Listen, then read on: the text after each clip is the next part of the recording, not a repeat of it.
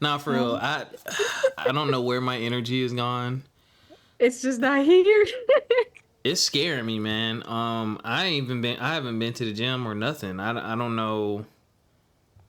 I didn't even take my medication, so I don't know. I was like, maybe it's that. And I didn't mean to skip it today, but I forgot. I had to have 2 cups of coffee. I had a cup of coffee in the morning, and I had to have one around like 12 today just to make it.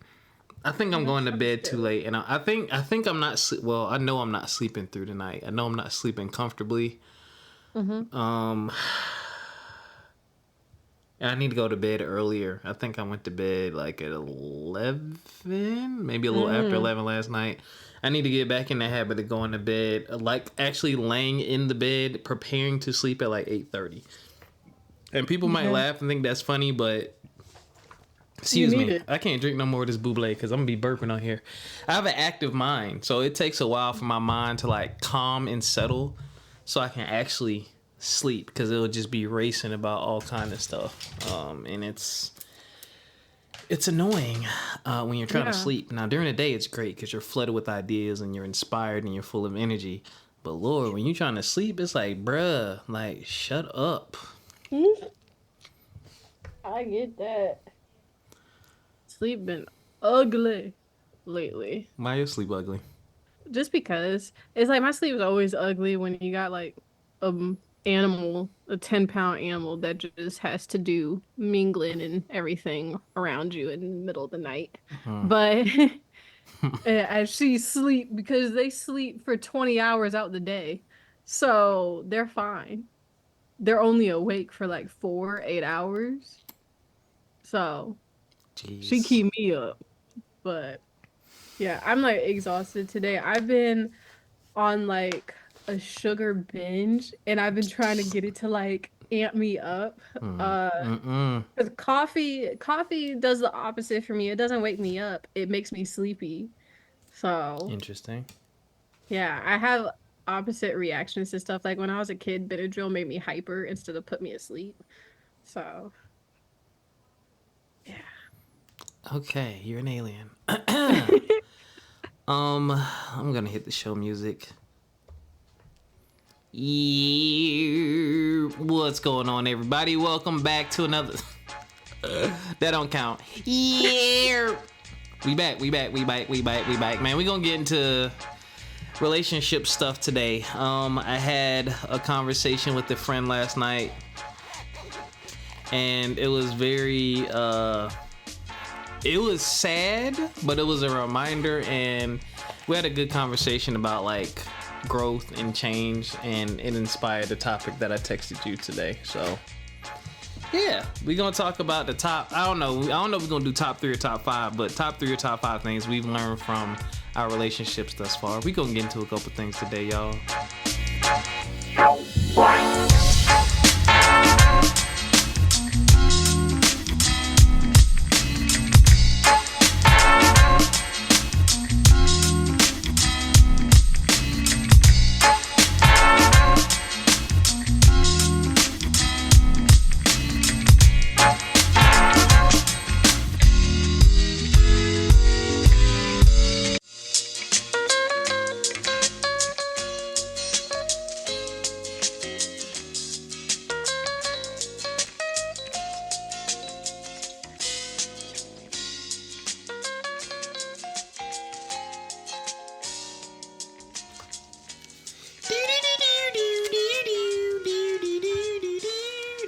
Man, I can't even open this. All right, we're gonna get into a couple things today, but I know Erica has some very important headline news to share because there's been a very special announcement. I'm not even gonna. You are prepared, right? You said a very special announcement. Yeah. The political announcement? Oh, yeah. All right, let me hit the headline music. Oh, let me actually pull it up, though. So I know how to do... Yeah, so I know how to do the name. Here we are. Oh, I could go. Okay. So Kamala Harris chose her vice president choice which is Tim Walz. He is a former Minnesota governor and a former high school teacher and National Guard member. And he's from the Midwest and brings that Midwestern appeal to secure the ballot for Democrats. And so far, I mean, I don't, not to be biased or anything, but I haven't heard anything too bad about this guy. But you know, things always come out and you never know, and you never want to lean without having any type of knowledge or anything like that. But I mean, he got a plus in my book for his work in getting tampons and pads into restrooms for girls. That's a big thing. I'll be down. Because, I mean, being a middle school girl and you get your cycle, I remember bleeding through my pants, and it was the first week of school. Ooh. And I remember my history teacher, he wouldn't let me go to the bathroom because he said, oh, there was 5 minutes before the bell rang, like you should have gone then. And I remember I bled through my pants, and I got up and I walked out of his classroom because I wasn't prepared. And I went right to the front office and I called for my mom to come get me because I just refused. I left all of my stuff there in his classroom because I wanted him to feel like trash because he did that to an 11-year-old girl. So big plus points to Waltz for doing that, because I remember in the bathrooms, yeah, they had the stuff on the walls for like pads and tampons, but you had to put like a quarter or $1 in, which I thought was crazy because you can't control like when your period comes. You just can't. And a lot of girls, unfortunately, sometimes you can't afford the sanitary. That's a fact. So, and also you hate going to the nurse's office because I also remember a nurse, I didn't like to disclose I was on my cycle, and I went to the nurse and she said, what are you here for? You got your period or something? And from like all these boys and everything in the nurse's office, and I was like traumatized. I'll be down. So I'll be down. I'm really happy that he did that. So Wow. A nice group of girls don't have to go through that, because that's like it's a weird experience that you have to go through for something you can't control, especially during the height of puberty.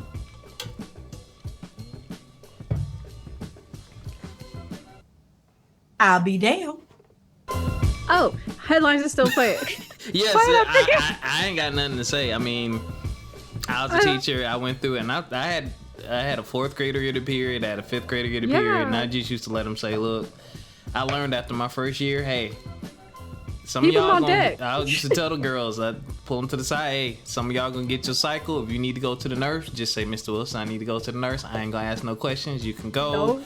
I'll let the nurse be prepared. I can keep stuff on my desk for y'all because the nurse used to have it. But I'm like, I understand it. And I said, but now, you know, some of them I had to get, because it was like, okay, you trying to do this every week. Like, it don't like it, I ain't dumb now. It ain't, you know, it's like, you said it was on last week. Now it's back on. Like, what's happening? Yeah. I was like, I know they're irregular, but not like that. Not like that. Not when you 10. Jeez. But yeah, I mean, I think that was just a great thing. I feel like more schools need to do that, because it's a level of embarrassment too that little girls feel towards that, and you shouldn't feel that way for something that's natural. But yeah, anyways, the rest of the headlines are Olympics. USA, USA, USA. Gabby Thomas wins gold in the 200 meter sprint for USA with a time of 21.38. Man, she dominated that. When she came around the curve yesterday, oh my gosh, like she ate that curve up, where she was head to head with Julian Alfred of St. Lucia. So she won the 100-meter dash against Sha'Carri. That's how Sha'Carri got silver. And it was crazy seeing her come across that corner and the lean that she had, and all of a sudden she had separated herself from them so crazy. She couldn't even believe it when she crossed the line. But it was just crazy. I love seeing stuff like that. It just gets you amped up, because it's like, that's just crazy to me. In other track and field news. Remember that from your track days. Go ahead. Oh, my track days, I was like, I was like, as long as I'm not last. Terrible. Terrible. All the headlines are USA track and field because oh my gosh, the USA team goes crazy. Sydney McLaughlin Levroni, because she recently just got married. Love her. 24 years old. She competed in the Rio Olympics at age 17, and I remember she is like the hurdle girl. Like no matter what, she does hurdles. It's not a problem for her at all. She is racing tomorrow in the 400-meter hurdles after she made first place in the semifinals with a time of 52.13. Now, it's been noted by many news outlets that her personal record in the 400-meter hurdles of 50.65 is faster than her opponent's personal records of just the 400-meter dash, no hurdles. Like she's crazy. She's crazy. She's crazy. That's a phenomenal athlete there. Yeah, and she's there was a special yesterday as she was getting ready to line up for the semifinals. Her husband is a NFL or maybe former NFL player, and he works with her and he trains with her, and I just think that was also just really beautiful to see on the screen, is that he's there with her throughout the trainings, everything like that. Love her too. Love all of the USA track and field team. They're just amazing out here just doing it. Sha'Carri, 100-meter dash, she wins silver without even getting a proper warm-up, mind you. And Shelly-Ann Price? Shelly-Ann Don't look at me. Okay. Shelly from Jamaica. I'm so sorry, girl. But she ended up pulling out of the 100-meter dash because the way that the Paris Olympics, they changed the rules overnight where they wouldn't let the athletes in to warm up properly if they weren't on the bus. Yeah. Now, Sha'Carri and Shelly both showed up and they weren't let in. And it's a lot of controversy over how far they had to walk. But what I gathered is it was about like almost an hour walk. Yeah. And also it was in the rain, so they didn't even get a chance to properly warm up before they raced. And they raced in the rain. So I definitely felt for Sha'Carri because people couldn't wait to trash her on social media saying, oh, I thought she was supposed to be the fastest. She was supposed to be the greatest. So I was like, is not getting a medal? I said, yeah, silver is still great. Yeah. A lot of you, your whole entire life performance and even at your current job wouldn't get a medal. And that's what cracks me up. Like, everyone can't be number one. That's why there's a number one spot, a number two spot, and a number three spot. Top three. Top three ain't bad at all. Being a top three of something in the entire world against worldwide competition, top three, like, you elitist, shut up. You probably didn't even, some of y'all not even top 10,000 in your field. Like, come on, man.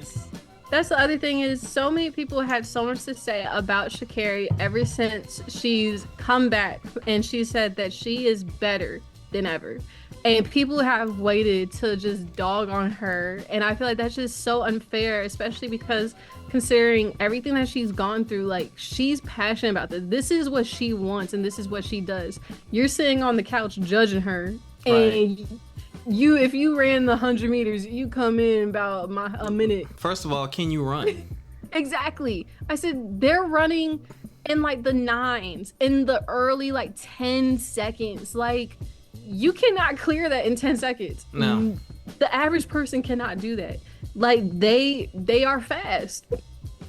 And so I love her down. I love Julie Alfred of St. Lucia because she got the gold, and also I think she was like the first to bring gold home to St. Lucia in the 100-meter sprint too, which is crazy. So just a lot of records being broke here. And today, Quincy Hall wins gold in the 400-meter with a time of 43.40. And if you saw this race where he was practically, and I want to say it looked like he was maybe around like the 5th place once they got to that curve of the 200, and then to that last straightaway of the 100. And all of a sudden, you just see something click off in his head, and he starts hustling, and he's passing everybody. You see in his face, when they start gritting as they're trying to run and make it across the line, was able to separate from the whole pack. And I just think that's crazy too, because that's also, I think, one of his personal bests. And he was able to get that gold medal. And he said that he wanted to get a gold medal because, I mean, this isn't his first go around in the Olympics. So shout out to him. And lastly, Noah Lyles of Arlington, Alexandria, Virginia. Goodness, it's just so crazy. Sparked so much controversy over his 100-meter dash where he won gold. And it sparked so much controversy because of the fact that he won within, it was split down into thousandths of a second, I want to say. Yeah,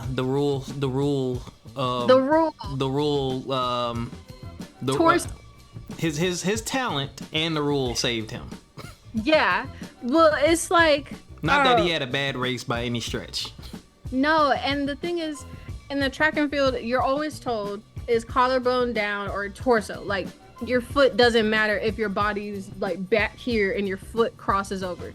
Because we saw this exact same thing happen in the Rio Olympics with Allison Felix and what was her name? I wrote it down. Shanae Miller from the Bahamas, where she dove across the line for the 400 meters. And she got the gold because her body was over the line. Even though Allison Felix, like, she was right there, her body wasn't over the line yet. So it's like, I know it sparked a lot of controversy where everyone's saying, no, Jamaica clearly had that. But if you look at it from the side angle and not from overhead, because I don't know why they tried to use the overhead shot, because that just didn't make it clear at all. But from the side angle, Noah is very well in line with that finish mark than the guy from Jamaica. I wonder why he didn't lean in. I guess his stride was because everyone always leans in with their chest, if y'all notice. Yeah, I was like, you have to lean in, and that's what they legit like tell you. Like, as you're at practice, like, lean in, like, whatever you do, lean in. He just dove his foot over, and it's like, no, your body needs to be over there too. But also, I've seen where people said that rule makes sense because people are a different height. So if your stride is different, it doesn't mean that you get to win the race because you're taller and you have a longer stride. So I do see that too. And he had a personal record of 9.784.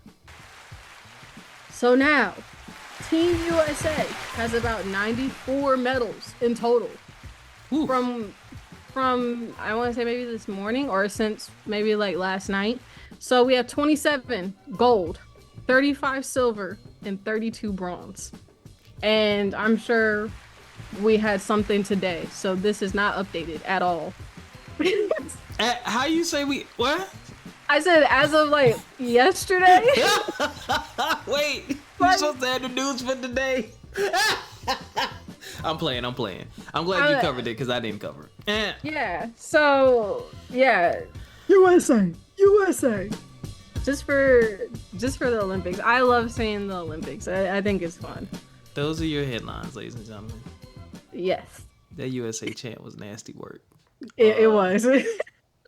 What's Kamala's running mate's name? Waltz?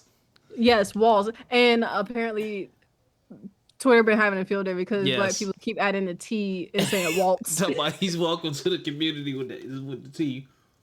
I was like, fair enough. I think I definitely did say Waltz the first time around, so. Yeah, so to your point earlier talking about him, there is a story. I didn't do any deep dives because, everybody wants something negative. They're talking about his military record. Some people saying he did something to get out of the army or something early. Don't know what that is.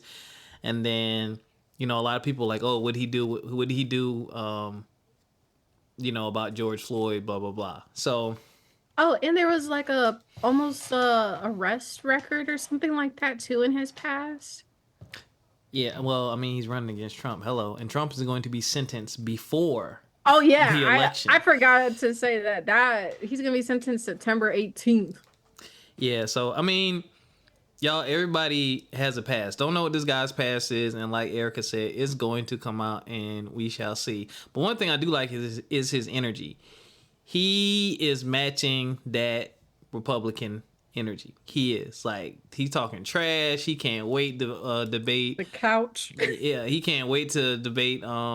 What's dude's name? Vance. JD He can't wait Vance. to debate him. Yeah, so he's like he's with. It seems like he's with the smoke, you know. But his record will come out. People will see what's what. But as far as the energy and a positive swing, the Democrats got it right now. And for surface level voters, that's highly important. Like, there's a lot of people who just go off of. They ain't gonna get on the internet and do any type of research or history. They're gonna watch the speeches and whatever they like. If they like what they see, that's who they're gonna vote for. That's just part of our political process. There are just voters out there like that. And then you're gonna have people who do deep dives.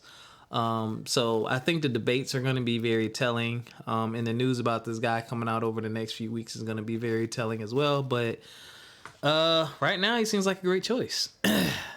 All right. I gotta go to bed early. So yesterday I texted my homegirl, and I was checking on her because she down there in Chucktown. Shout out to everybody in South Carolina and Florida, anywhere who is, what is the name of this storm? Helen something?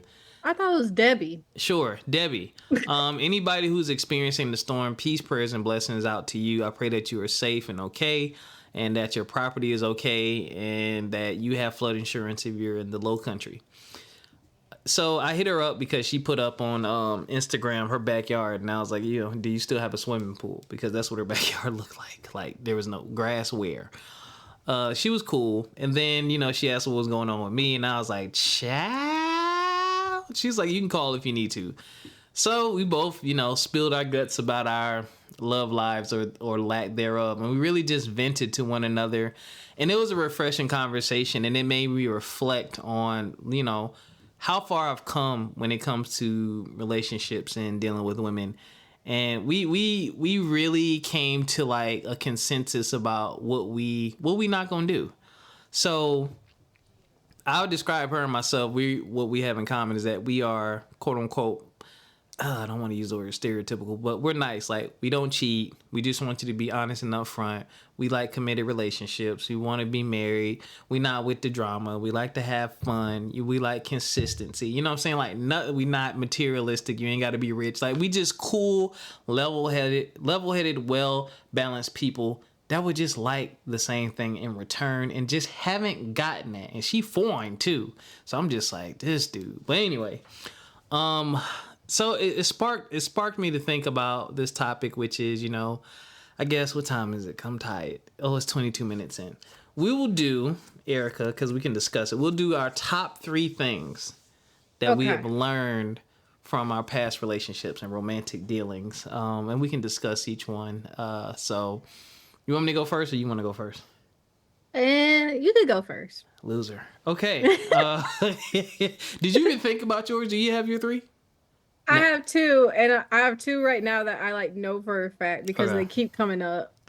I'm thinking on the 3rd because I know it's there. I probably gotta ask my mom, and then she tell me. Your mom tell you about how you think and oh Lord. Okay. No, about like what's like a consistent in my relationships. Well, what have you learned? That's the question. I know what I've I know what I've learned. 3 things. So where your mom? Never mind. Talk to your mom. I like to talk them out. I like to talk them out to make sure I'm not like crazy or if I'm not like overdoing it, Yep. Okay, so for me, in no particular order, the first one would absolutely have to be put the time in and effort in for those who are worth it.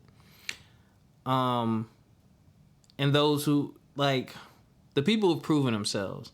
So I grew up, and my example of relationships and dating really came from my father. And I've talked about this a long time ago on the show. Like, I used to court women, like, buy gifts, take them on dates and stuff like that. And I don't know what the other side of that looked like, but that's what I grew up seeing. So that's what I would do.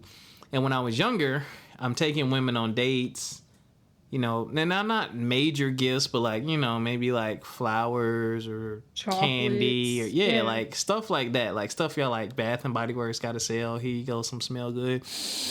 Oh yeah, like, you know, that kind of stuff. You're over there sniffing people. Absolutely, yo, a woman that smells good. Oh, there is this one scent. I think it was called Love Spell.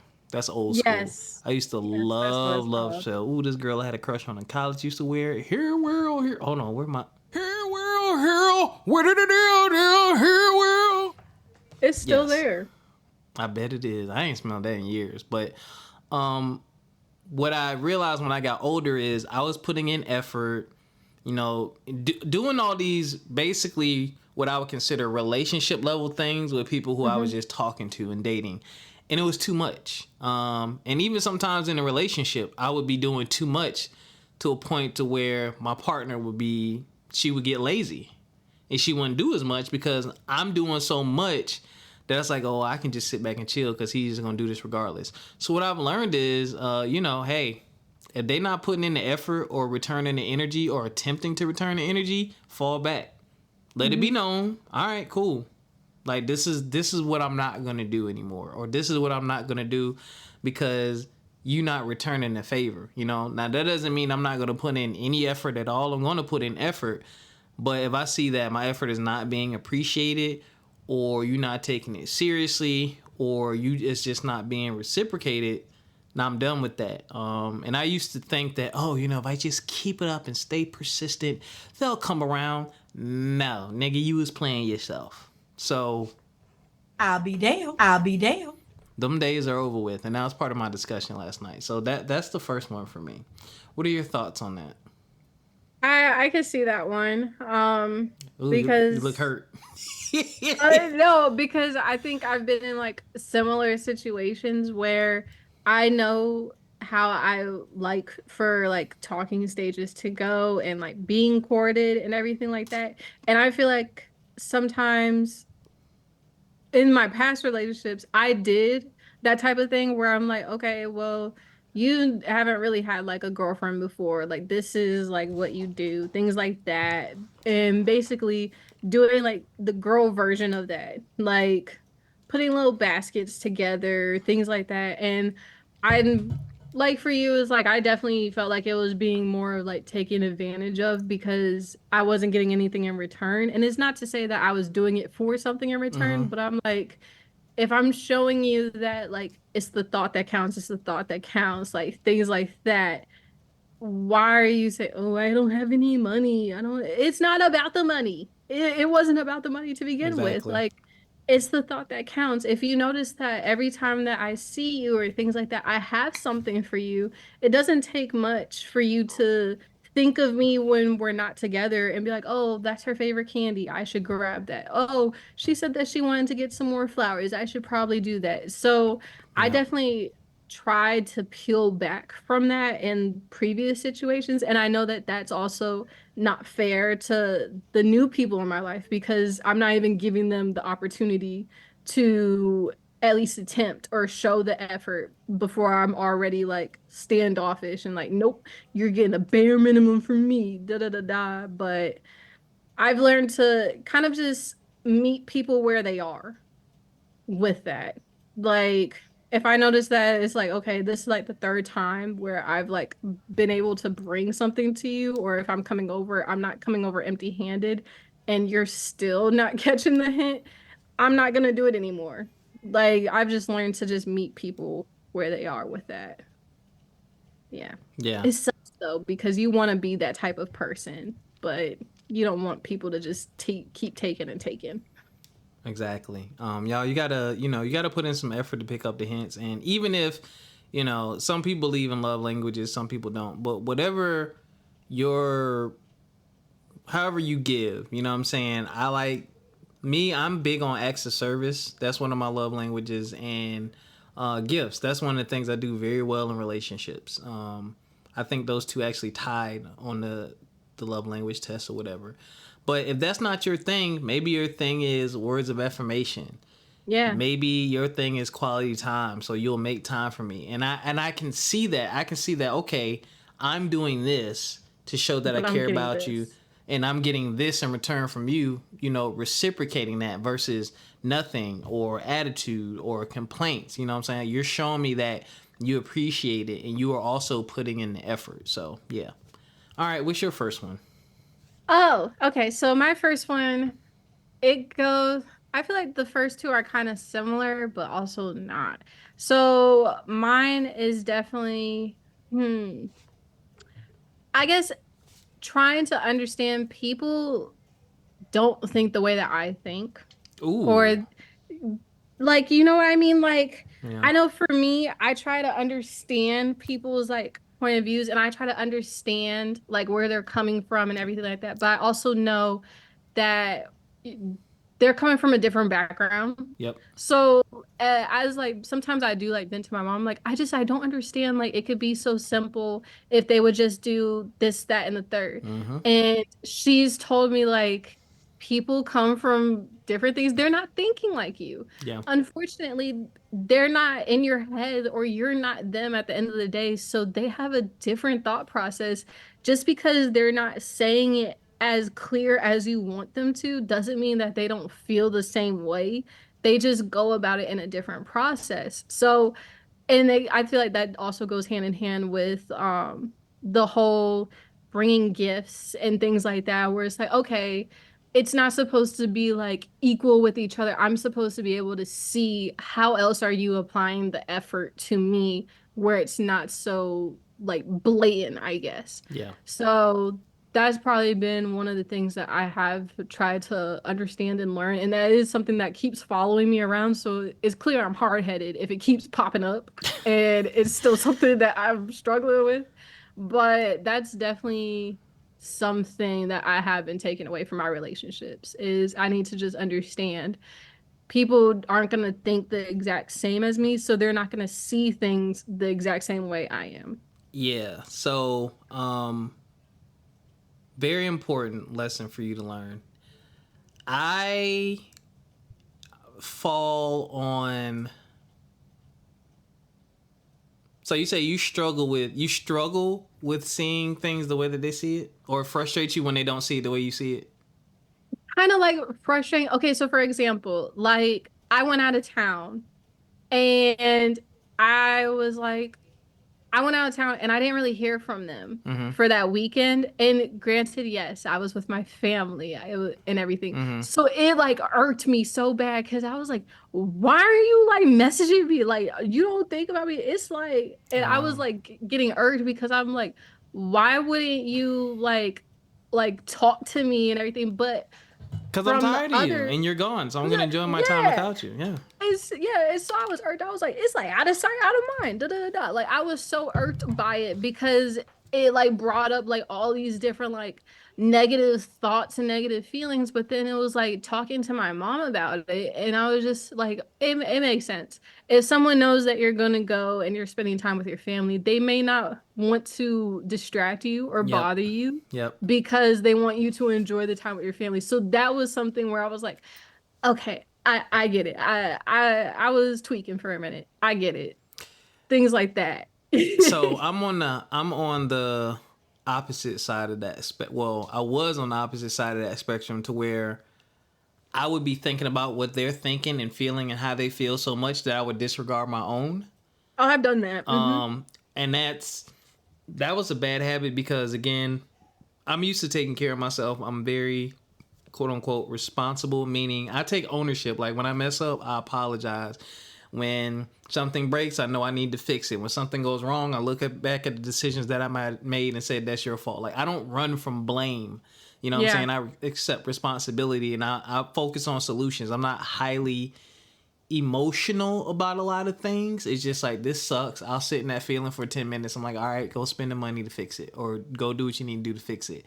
And I know most people aren't like that. So to help them avoid going on some type of emotional roller coaster, I tend to inconvenience myself because I consider them so much. So I completely understand what you're saying. What I had to learn to do is balance that because it is not my responsibility to be responsible for all of your feelings. I am responsible for what I do that contributes to those feelings, when it comes to me being nice or mean or whatnot, or my reactions to what you're doing or my level of consideration. But I cannot tiptoe to a point to where I'm trying to make sure you're happy all the time. No, sometimes I'm going to want to do something that you're not going to want to do, but I want to do this. So if it's not hurting you, I'm still going to do it. And if you feel some type of way, I have to let you feel some type of way. I can't always appease you. So it is important to still empathize and realize that, like, you know, with communication, I like to have stuff to talk about. I'm kind of over the sit on the phone with you and it be silent phase. But it's like, oh, you didn't call me and what? And it's like, babe, I didn't really have much to talk about. So it's like, I don't like to sit on the phone if we don't have nothing to talk about. Like, you can come over and we can cuddle and watch a movie in silence. But like, if we just gonna sit here and be quiet, like, I'm not nothing against you, but I'd rather be playing Xbox, or I'd rather be doing something. Like, I could be doing something besides sitting here and on the phone doing nothing. Because then when I start doing something, oh, what you doing? Oh, why you not talking to me? Like, it becomes a whole thing. That's just like a small thing. So actually a part of that leads into my second one. But yeah, I definitely get what you're saying, but it's definitely important to think about the other person's thoughts and feelings, for sure. Yeah. But don't forget about your own. own. Struggle. That too. And it's been a struggle to understand. It's like, okay, you're not going to think about it the way I'm thinking about it, because you're not me at the end of the day. So exactly. It's like, I have to understand. It's like, you may not even realize that what you're doing is irking me, but and your intention about it is not that at all.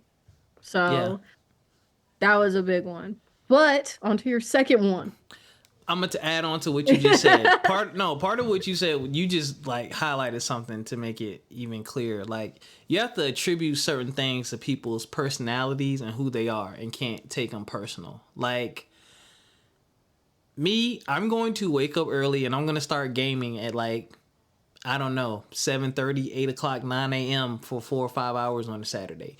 Me and my boys, we just do that. And it's not that I'm trying to run from you and escape the bedroom, or that I necessarily want to be in the house all day, but like, this is part of who Rob is.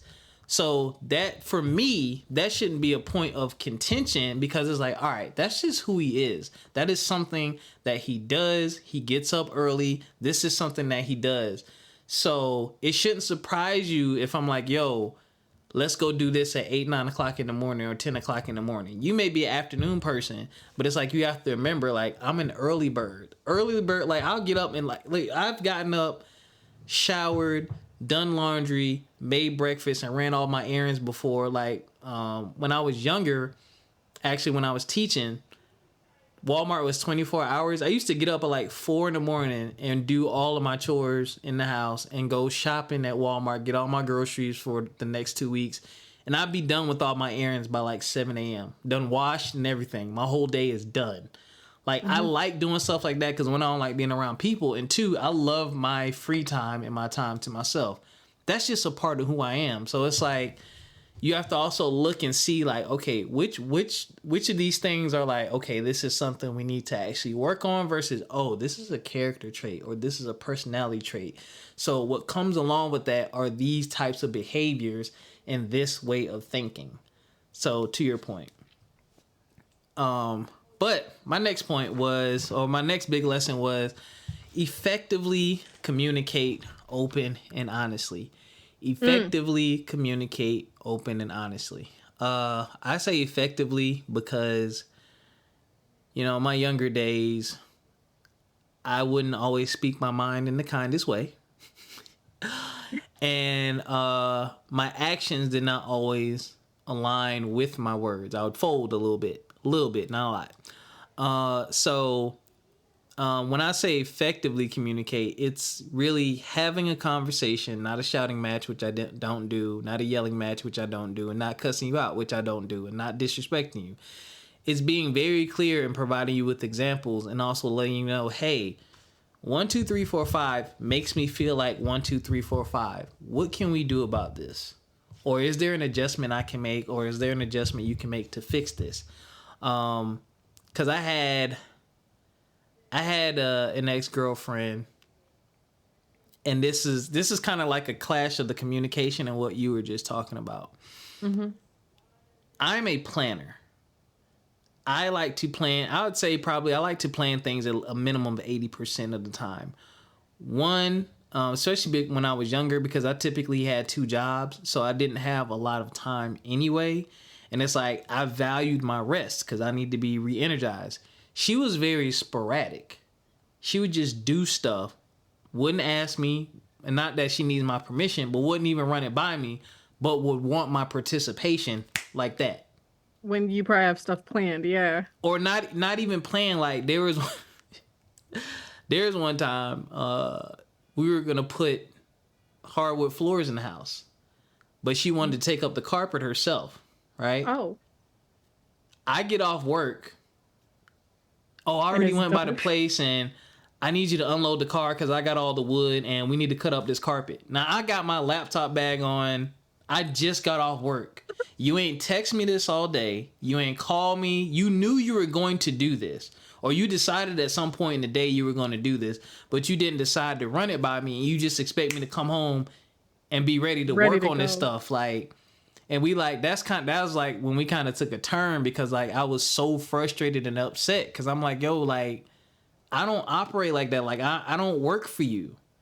Like, have some consideration. Like, don't nobody want to get off work all day to come home and do that kind of work. Because you talking about cutting up and folding all of the carpet and then like those little tacky things in the corner that hold the carpet down, those little wooden things, they look like rulers and they have nails in it that you tap. You got to go around the edges of all your house with a crowbar or something and bang it with a hammer to get all that stuff up. Because you didn't want to pay for them to take up the carpet. You trying to save money. And it's like, yo, I've been dealing with kids all day. I got papers to grade. I'm tired. And you want me to do this manual labor. Like, out the blue. You just want me to do this. Like, that's just an example. So, we talked about it. Now, I was angry. So, might have a little attitude. But I was like, yo, that was mad inconsiderate. I'm like, you sitting here looking like that's normal. Like, people who get off work, who actually went out and been at work all day, don't want to come home to that. And I was like, you didn't even consider my thoughts or feelings. You just went out, you just did this, and you just sprung it on me. And it's like, we talked about this like a couple months ago, and we were in preparation, but you just decided to do it, and then you feel some type of way that I have an attitude. And I'm like, well, how would you feel if you've been at work all day? And I'm like, all right, yeah, so here, put these clothes on. We need to go outside and redo the whole backyard. Like, you be like, nigga, what? Like... So it's like, that's what I mean when I say effectively communicate and let people know how you're feeling. Because it doesn't take cussing or screaming or nothing like that. It's like, yo, this frustrated me. I'm upset. Here's why. Like, in the future, if you know you want to do something, even if it's last minute, at least send me a text or a phone call to see what I got going on or to see which day is best. And I also understand you're going to do stuff sporadically. All right, cool. You're going to do stuff sporadically, right? But understand that every time you do that, don't expect my participation because I don't operate like that. So you can still operate in your comfort zone of doing things sporadically, but I'm still going to operate my comfort zone of liking to plan stuff. And on the things we meet with and plan with, cool, I'll try to my best to meet that obligation. But when you're over here being sporadic, you know what I'm saying? Don't expect my full participation all the time because I don't roll like that. I'm not just going to roll like that. Like, I value my time. I value my peace. And sometimes I just don't feel like doing it. So that's something that I've learned from my past relationships as far as communication. And from that, I'd have to piggyback because I feel like that ties hand in hand with my second one, with communication and being effective with it. In my first relationship, I was very vocal about things that I did not like. And like, it's like, I felt like that's the only way I could be honest with you and be transparent is like, no, I don't like how this hangout went, like with your friends. I didn't like it at all. Or like things like that. It was like, I didn't like how I felt things. And I feel like in my last relationship, I was still vocal with what I did and didn't like, but also I learned that I picked and chose my battles a lot. But at the same time, I felt like kind of like what people call like paper cuts was any time that I didn't speak about something that did upset me, it was like I like was backing up further and further away from that person where it was driving a wedge into Yeah. our relationship Mm-hmm. because I was trying to just do it for the sake of keeping peace and to not be that person who always has an issue. But now my big takeaway is there's always a sweet spot with it and always a medium. It doesn't have to be like black and white. There is gray area with it where being effective and communicating, you could always just also when things happen, it's like, okay, is this minimal? Like, am I gonna be upset about it if like a week passed? Or like, am I just like I'm looking too deep into it, basically? It's like I'm just adding extra thoughts into it that don't need to be there. Mm-hmm. Like, so I think that's been like one of my bigger takeaways because I'm trying to like actively fight like the old me at the same time who's like, no, I want to pop off I can because help you with that. Mm-hmm.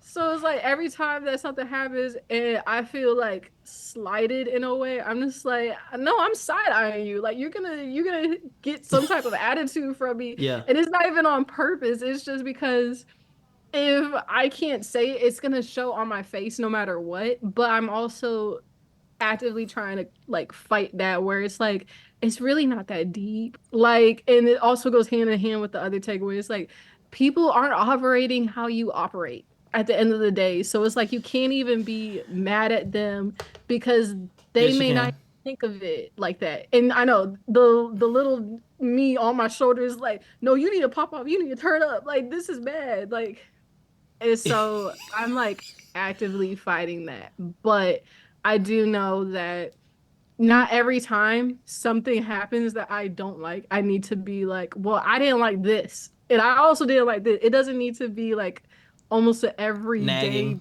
yeah, where I'm like, Yeah. I'm nagging. And also, I understand that I feel I'm valid for feeling how I feel Yes. to an age, so I shouldn't also ignore or just not say anything to appease somebody to keep the peace. Yes. It should be a healthy medium. Yes. So I don't know if you're here yet in your life, and it may take you a while. Maybe you're there. I don't know. Um, this is hard, and there's nothing, in my opinion, there's nothing anyone else can really do about this.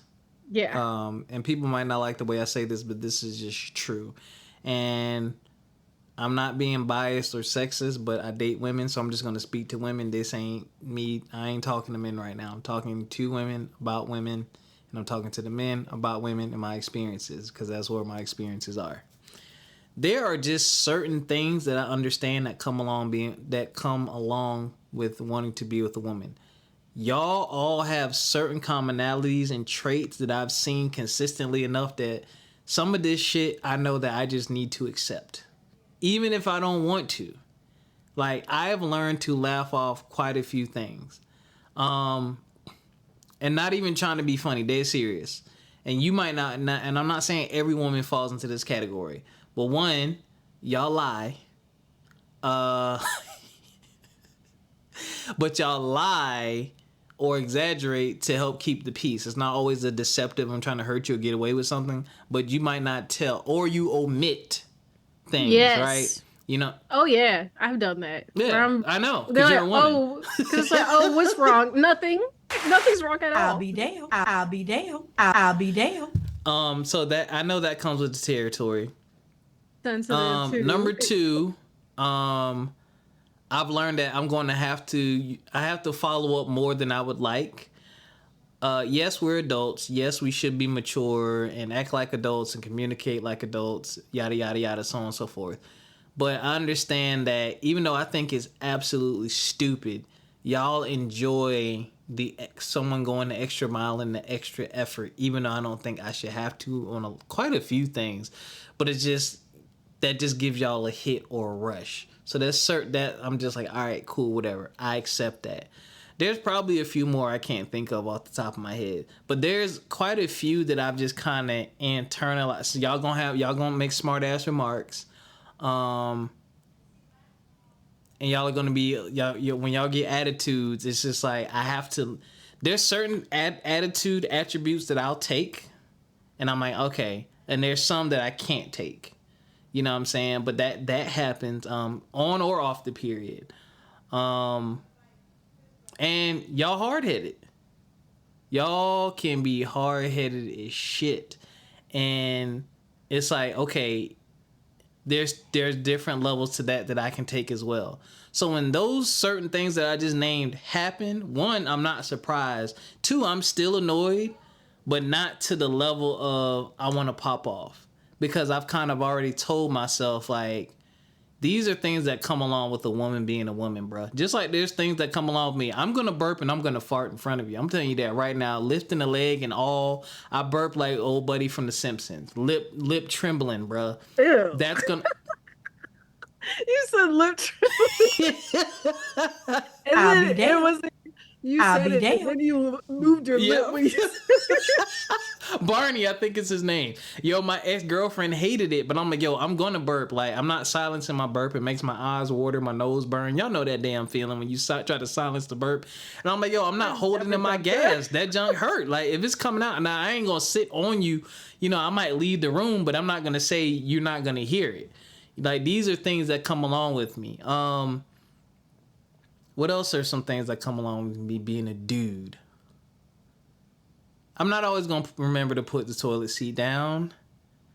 There's probably there's things that come. There's some stereotypical dude things that I still do. So I know that I'm not perfect. But I try to curb that. You know what I'm saying? Like, the ex who didn't like the burps, like, I would make sure at a minimum I would leave the room or something like that.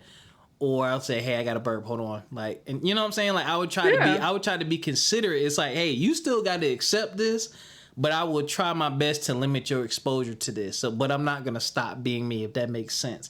So it's about finding the balance. It's not about, well, you expect this from me, so I'm going to just do it all the time and you got to deal with it. It's like, no, that's corny. Like, if you know something you do is annoying or irking the person, like, make some type of effort to curb that, to show them, hey, you still gonna get this sometimes, but I'm trying. That's how I feel about it anyway. Because that's definitely me. I know I'm dramatic. I know I am. And I know I'm sensitive. I admit it wholeheartedly. I am. But Ooh. I do try to be better about it, especially like with like attitude and stuff. It's like, no, just give me like 10 minutes by myself. I promise you, if you give me time to like just cool down, you won't get the attitude. Like, yeah, I'll be a little bit irked, but I'll know to like peel back, because at the end of the day, I know intentions aren't like that, and it's just the heat of the moment and things of that. And also being dramatic, you're just gonna have to accept that I'm dramatic. It'll be funny. It's not like I'm just like, oh my gosh, like you hate me, da da da da, like where it's just over the top. But no, I am a dramatic person. It pops up at work if I'm saying something like, yeah, the phone been ringing off the hook and I only got one phone call. Like, it's just, that's just me. Like, that's just me. I'm Liar. not gonna. Yeah, I'm just gonna say it. I'm gonna bend the truth a little bit. Like, Bend the truth. I'll be damned. I'll be damned. like I'm gonna be dramatic in my own ways, but it's not gonna be something where it's like, oh my gosh, here you go again. Yes, here I go again. Like, this is me. I can't hide it. Yeah. But like I've been trying to like curve how that goes and everything. So that's definitely been like a big one lately. And all of them, actually, all of my three go hand in hand with each other. Because my other one is patience. I like for things to be streamlined. Like, if we're talking, we should be together by a certain point. I do not like waiting around. Like, I know, I know. I'll be damned.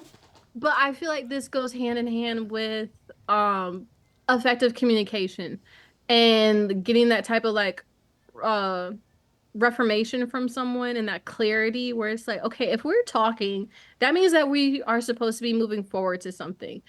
If we're moving forward to something, I know that we can't sit here and gauge a time frame, but if you're going to move slow with it, and maybe you're moving slow because you don't think I'm ready. So I feel like that's also like trying to understand someone, but knowing at the end of the day you're not that person and they have a different thought process about it, and trying not to be impatient because good things happen to those who wait, yes. And you don't want to also rush into something and realize that this is not what you want either. So I guess just trying to be really patient and also get to know people. It has definitely been a struggle because I'm like, okay, I feel like after like 3 months, 4 months, you should know like if you see us going somewhere. If not, I feel like you just wasted my time and everything like that. And I just start panicking and freaking out. But I'm trying to be better about that now because of how my last relationship did go. It was a rush relationship and it was toxic. It was not good. Mm-hmm. It was like draining. I hated every aspect of it. And one of the things that I did tell like my parents, like looking back, it's like I wish that I would have taken the time to like fully know that person before I jumped into a relationship because it would have saved me from so much just negativity and just exhaustion and Mm. like roller coaster of emotions. I'll be damned. Mm. So What did you say the third topic, the third thing was? What was the key word? patience. Patience. Ooh, yeah. I rushed my last relationship too. Mm-hmm. Definitely. Definitely rushed it. I think, did I rush all of them?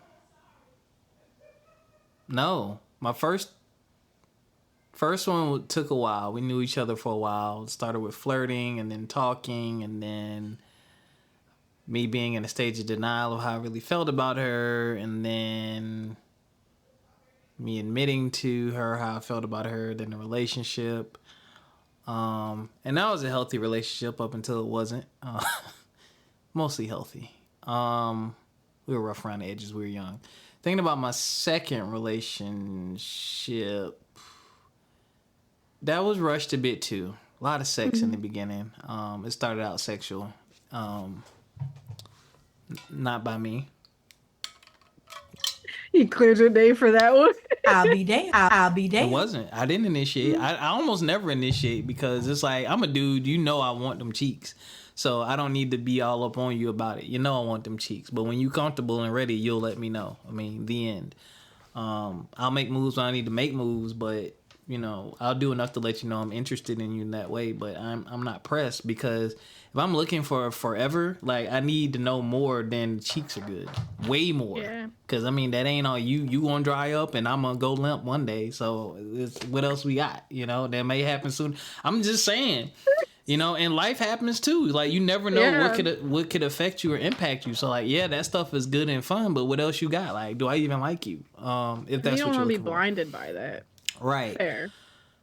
The relationship after her was someone I known for years. Well, thought I knew, but she was hiding things. So that took a long time until we got close to one another physically.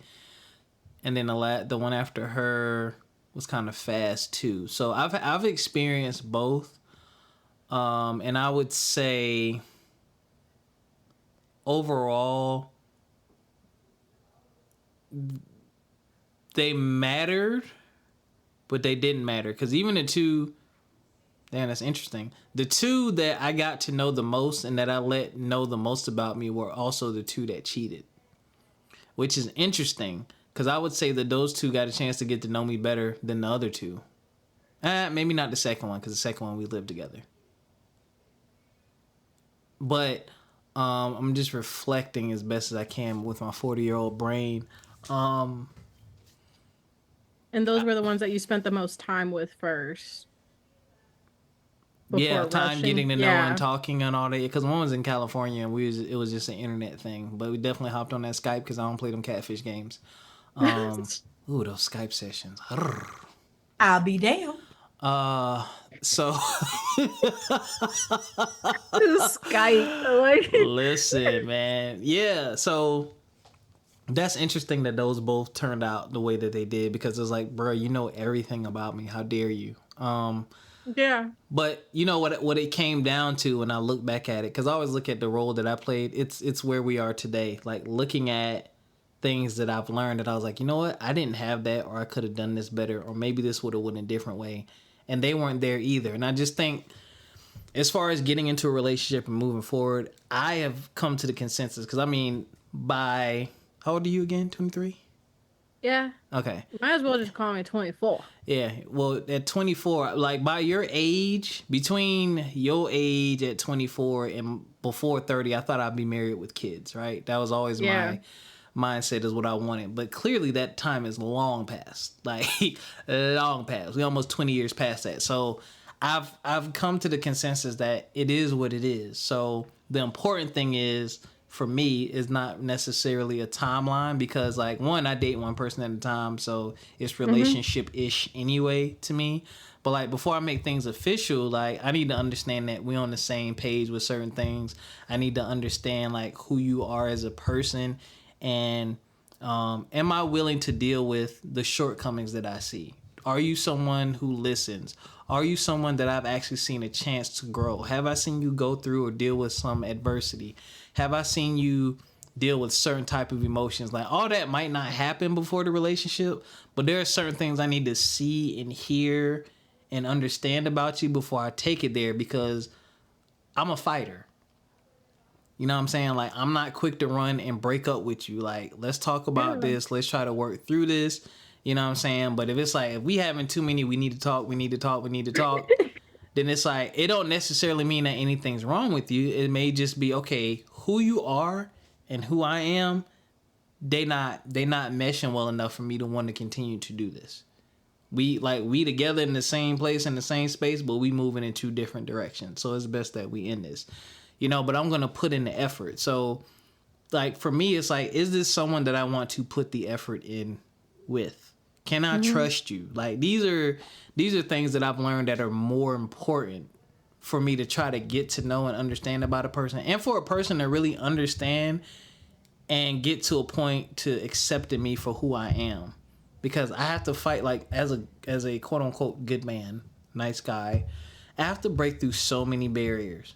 I'm a noob, so you think I'm out here smashing all these chicks. You done been with certain dudes, so I may say something that triggers you, so you think I'm lying. I go to sleep early, so you think I'm on the phone with somebody. Like, it's just so many BS things that I have to get past, and I want to be past the majority of them, if not all of them, before we get even deeper.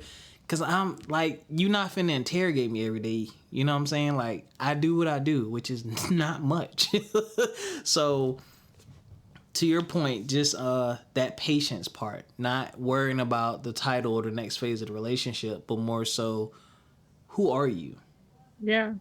Like, that's the most important thing, because, I mean, there are people who've got married within months. There's people, one of my homeboys, his parents got married, they skipped everything. I think they just went straight to marriage, actually. It was quick. But yeah, so you're young. Yeah. And you want what you want. But those titles do mean something, and they make you feel warm and tingly. They do. Because I say the same thing. There's something about saying, I'm in a relationship. You're my person. All that stuff feels good. It's nice. I'm with you on there. I'm with there. We love. You feel like you can finally unleash, but also that's the thing, is you're not supposed to already be like barricaded up or be like walled up.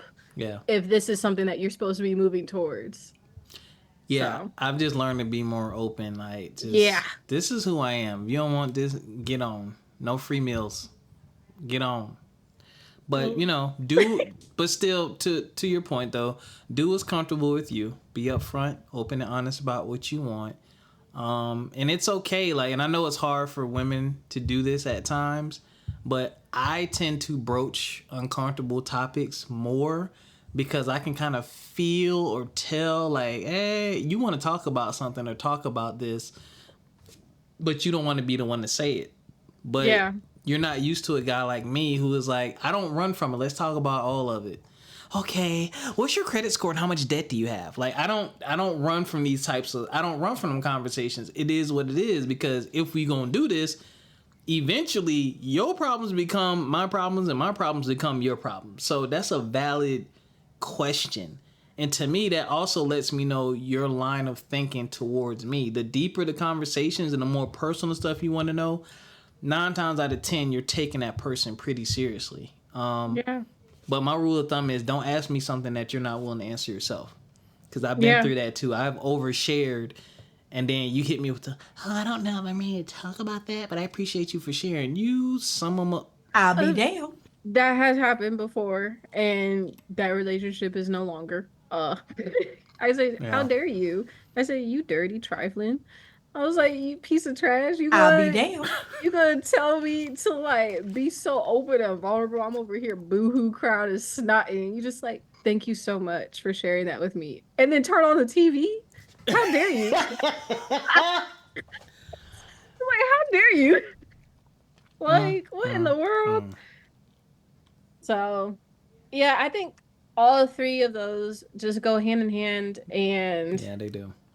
trying to navigate being open and vulnerable and trying to also have those hard conversations when you know that you also don't want it to feel as if you're like nagging or coming across a certain way either. But it's like you just have to have faith. And then even then, sometimes you can't prevent it either, where the person's gonna feel like that no matter what, and that's just on them. Yep. Because you've done your part. So that's all you can do. Did I give 3? yeah. I didn't give 3. You gave 3. Did I give 3? I gave 3. Did you give 3? You gave 3. Because I piggybacked off of you. Okay, come up with another one. Because I think I gave 3. I went first, then you went second, and then we said, I think you were talking about what I did for my second one, and then I jumped right back into my third one. That's what it was. This is a tough one, and this is the scariest one, but it has always served me well in the end, is be yourself. And be open and honest about who you are, because at the end of the day, that's going to come out sooner or later. They're going to figure it out sooner or later. So it's one of my things I tell women is I don't like to waste my time, and I don't like to waste other people's time. Now, that doesn't mean I'm farting and burping in front of you day one. But after about maybe a month, hey, listen, I've gotten a bit comfortable around you. You about to start hearing some strange noises in the other room. But I just let you know now, like, welcome, come into my life. Come to the crib and spend the weekend with me to see how I live. You know what I'm saying? Like, just experience my life. Like, that's me now. Like, trying to do, you know, which is a combination of everything we've talked about. Like, trying to appease you and tiptoe and not let you know I'm such a nerdy gamer, or not let you know I'm in the anime, or not let you know I want to go to Comic-Con and do these things, or, you know, not let you know about some of the issues I have, or not let you know about some of the things that make me uncomfortable, and trying to take the representative out of the equation. Because I'll dress up and look nice on the first date and straight up tell you, I don't like doing this part. I'm a basketball shorts t-shirt guy 90% of the time. But I understand decorum, and, you know, this is what you do when you go on a date, you know? First impression. Yeah, like, I want to make a first, like, you know, I'm not going to, even when we get together, I'm not going to be dressing crazy. Like, I want to look good for my woman and look good for me and look decent. You know, I don't want to look like I'm at the flea market or Walmart type deal. But I just let it be known, like, this is what you need to come to expect. Yes, I have these different attributes that I do, but the day-to-day Rob, this is what you're gonna see and get. This is what you're not gonna see and get. These are the things that, you know, I'm working on myself. Oh, you care about 1, 2, 3, 4, 5? Okay, well, you're gonna have to understand that I don't do these things, and you're gonna have to give me a chance to develop these to some level. Some of them may reach a high level, some of them shits might not even budge. That's what I mean when I say, you know, getting to know a person before the relationship, but just being yourself, because that's one thing. I would say be yourself and being accepting. If memory serves correct, I know. Yeah, I can say this with confidence. All of my girlfriends, I don't remember the first one actually verbalized it, but the other 3 always said the one thing they loved about being with me is they felt like they could truly be themselves. Mm-hmm. Like, you can wake up early with stank breath. You could fart. You could burp. You could ask dumb questions or vent or complain. Not wash until 1 p.m., which I don't understand because vaginas are sensitive. How y'all just go all day without washing? Seeing your nappy scalp, you know, just... And why y'all like you don't... I'm not going to attribute this to you, but I don't think it's you. Why do so many of y'all like using the bathroom with the door open? That is you. Damn. Actually, no, that's only me when no one else is home. Really? And that's just, I don't know why. I don't like having closed doors when I'm home by myself. I don't. And then if I'm in an apartment, if it's like my home, I'm not closing the door. Mm-mm. That's weird, but to wrap up for me, that one thing, that piece of consistency that I got, I would say my first girlfriend would probably say she felt the same, even though we were super young, we didn't really know who we were. That has been consistent, and those three exes couldn't be more different. But for them to say that lets me know that what I did made them comfortable. Yeah. So that is something I've never wanted to lose. Like, I want anyone around me. One, I need you to be yourself around me to know if I even want to be around you. But two, that lets me know that I know who I'm with. For you to say that means you gave me an accurate depiction of who you are. And that helped me make my decisions moving forward because I took the time to understand who you are and I let you be who you are, just like I am who I am. So that's why I say being yourself is important, because that's how I've gotten so tight and so close and like kept falling so deeply in love. And I mean, it's scary. It's scary because it creates a bond and attachment because you don't want to feel that. Like, and 3 of the 4. The third one, I can't really... the third one I can't say. But 1, 2, and 4 definitely put me like in their best friend category. Mm-hmm. Because you could be yourself. But the judgment wasn't there. The hey, you tripping, but you know I'm not going to go talk behind your back type deal. I was a safe space for them. That's the scary part about that, because when y'all break up, you don't know what's gonna happen. You don't know if you're ever gonna find that again or see that again or feel the same about that again. And that is a very deep hurt to heal from and to get over, because everyone doesn't let you feel comfortable with being yourself, because everyone's not understanding. People don't know how to time their jokes right. People don't know like, hey, don't ever joke about this or talk about this. Like, there's so much of a balance, and I've just always kind of had a thing for it, but typically it will come at my expense. But yeah, be yourself. I agree with that.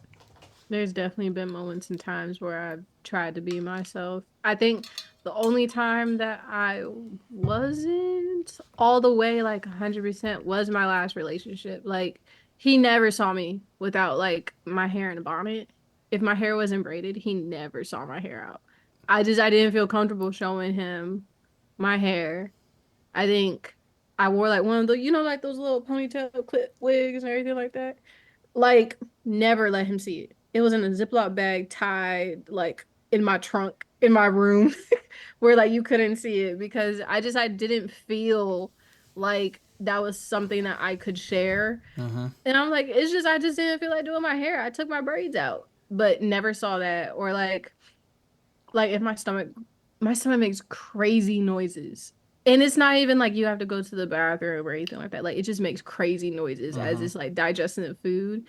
And I've had it happen so many times to me where I'm sitting there in complete silence and like stomach do something crazy. And I'm just like, we just both gonna look at our stomach, like my stomach, and be like, dang, like, you want to add to the conversation or something? But just like my you ex-girlfriend's said, stomach did the same thing, and I would just get into the habit of say, are you hungry, or your stomach is just doing a thing? or like just like being a joke, like joking about it. Yes. I'm like, what? We just ate. Like, joking about it, but I like, ugh, what's wrong with you? Yeah. Exactly. Like, just being able to be yourself, be comfortable, because it's like you're human at the end of the day. I'm not gonna be able to hide my stomach from making crazy noises. Right. Like, I'm not. Just like now, if I do wear like the ponytail, like clip and everything like that, man, I'm so quick to snatch that off now. I snatch it off, throw it across the couch. I'm just like, I never cared. Or I used to hang it up. You know those command hooks? Yeah. I had it behind my door where my hats were, and they would just be hung up, so I could just pick them from I'll the be day. damned. I'll be damned. She had a ponytail rack, y'all. I'll be damned. I said, do I want the like big one, like the Mary J. Blige joint? Do I want like the small one with the bun on the top? Oh my god. Yeah. Heavenly Father. Well, that's all I got. Well, I'm glad you have had the experience of being able to be yourself and you understand. Have you taken the time to explore why you weren't comfortable being yourself in that last relationship? Oh yeah, of course. Oh. I thought of like, of course, like I had some time to think about it, and even now and then, like I still think about it to this day. But it was just a lot of like side comments that he would say, you know, as I felt like I could be like a little bit closer to being a little bit more open about like who I am, this, that, the third. It was just comments that he would say that really just rubbed me the wrong way a little bit. So he would talk about hair a lot, and I hated that. Yeah, he was one of those. And he was like, yeah, because, you know, if I grew my hair out, it's not gonna be like yours. I was like, what you mean like mine? Like, I said, that's fighting words. Like, I'll be damned. I said, my hair curly, brother. I don't care what you say. I'll be damned. It was like weird comments like that, or like comments about like complexion and stuff. So it's just like you felt like you were there, but you felt like you weren't, like, I don't know, it's like it felt like you were teetering because you knew that you weren't like this person's like preference or choice. So it's like you kind of like held back from showing like I know how bad this is gonna sound, but showing from how black you are. Like, you know what I mean? Yep. Because it was like, dang, like we the same complexion, you hate it. Like, why? Like, you know what I mean? I'll be damned. But, yeah. People with their self-hate hate to see it. So that's why my wigs were locked in my trunk. He ain't never seen them. I said, my hair ain't braided, you gonna see this bonnet. It was so bad. Like, I'd wait for him to get up and leave, and I'd dive towards my trunk, grab my ponytail, put it under my shirt, go into the bathroom, close the door, take out the gel, and then come back out, hair done. Damn. Like, never showed my hair. I just, as far as a woman being kept, for me,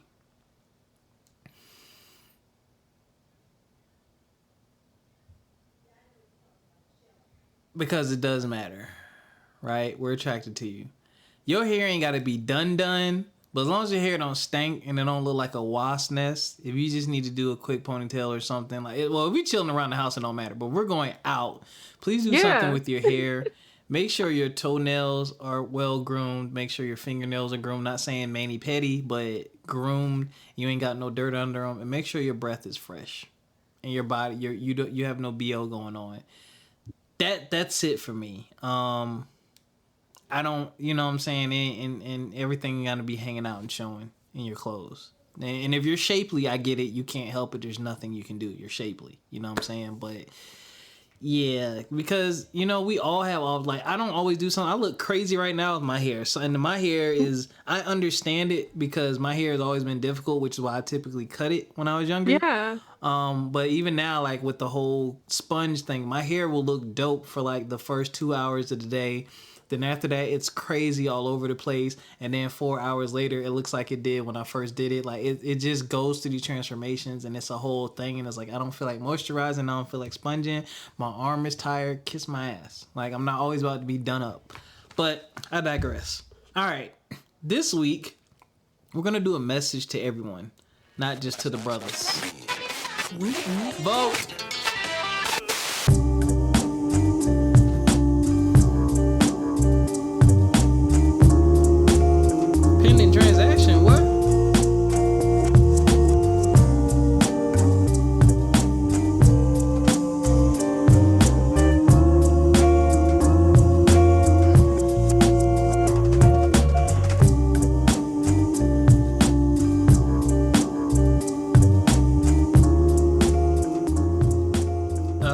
This is gonna be a short and simple one for me, and maybe Ericka wants to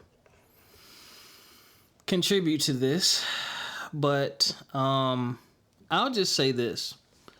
You know, we've shared our top 3 things that we learned from our past relationships and where we are now today. And I kind of mixed a good one that could stand on its own in with the rest, which is you gotta be willing to fight for your relationship and put in the work. Yes, sir. Forever is a long ass time, which is why for me, when I truly think about who I want to be with, and when I say get to know you, like the goal is forever. Mm-hmm. Like the goal ain't, I don't have the mindset of, well, if this don't work, I'm going to just get a divorce. Like, no, I'm not about to go through years of getting to know you, planning a wedding, paying for a wedding, combining our lives, you know, and just to break that shit apart at the first sign of trouble or an issue, depending on the issue, depending on how much I trust you, right? But I'd say be willing to fight, man. Like, even, I don't know if I said this on the last episode or not, but even Michelle Obama said, like, you know, hey, there were years I loved Barack. There were times, you know, we were getting on each other's nerves. Like, she was like, you fall, and I've heard a lot of long-time married people say you fall in and out of love, but it's like, y'all both have to work at it, and you have to want it. You can have your list all day long. You can have the attributes all day long, but you need to look for and look at the core qualities you want in this person. So, because that superficial stuff will fade. Like, looks don't keep nobody. Sex don't keep nobody. Money don't really keep anybody. It might keep you for a time, but will you be happy? Never know, you know? Like, but if I like you and I can hang around you and I can be with you, like, think about your friendships. Most of us have friendships older than any relationship we've ever been in. Why is that person still your friend? That's what I want in my relationship. Can we be friends? Are you even someone that I would be friends with? If that's not there, then you can kick rocks immediately. Because my friends are my friends for a reason. I call my friends for a reason. I invite them places for a reason. I hang out with them for a reason. You know, I'm at the age now where I've had friends for 20 years, 25 years. One of them about 30 years. There's a reason why. So you could even start there. What are the qualities? And look at your friends of the opposite sex. If you have them, look at the qualities within them and try to find that in the person that you're with. Hell, maybe one of them might need to be the one. You know what I'm saying? But it's that simple sometimes. And we look past it because we look at all these superficial things. But you got examples, your parents, you got examples right around you that are showing you what you're actually attracted to and what fulfills you and what you actually like. And your ass will be out here ignoring it. And it's right in front of you. You can just look around you and say, oh. Because a lot of the qualities in my homegirls, I want my girlfriend. Mm-hmm. That's why they around. So I'll leave y'all with that. You got anything you want to add, Ericka? Just that I was just kind of say that you just have to actively wake up and choose each day that's you're going to choose that person each and every day. And one thing is, in the time, in a scenario where you can't call on anyone family related, would you be able to call on this person for any scenario? That just cements it too for you. Is like, is this person going to come be there for me? Do I want this person around me if this type of scenario happens? Are they adding anything to me? Are they a partner? Are they the first person I'm going to think about? So with that, ladies and gentlemen, we up out of here, man. We're here to promote positivity on From My Experience podcast. And, you know, this, again, I've said this before, this started out as a relationship podcast. And, you know, I wish more conversations about this type of stuff would be happening versus the drama and the trash and, you know, what everyone don't like and what everyone looking for and everyone's complaining. Let's talk about healthy things like this. What have we learned? What have we learned about ourselves? What are we truly looking for? Do we need to reevaluate? Do we need to reassess? It ain't about beating people up or beating down the opposite sex. We all got our issues. We all got our problems. We all got our traits. You know what I'm saying? And it's all good. You got to sift through it. Take responsibility for your actions and your participation in it, right? But you got to sift through it and find your person and find those traits and attributes and be patient and be ready and willing and able to do the work. So until next time, ladies and gentlemen, take care of yourselves physically, mentally, and financially. And we'll catch y'all. Peace. What'd you just say? Go ahead and do it. USA. USA.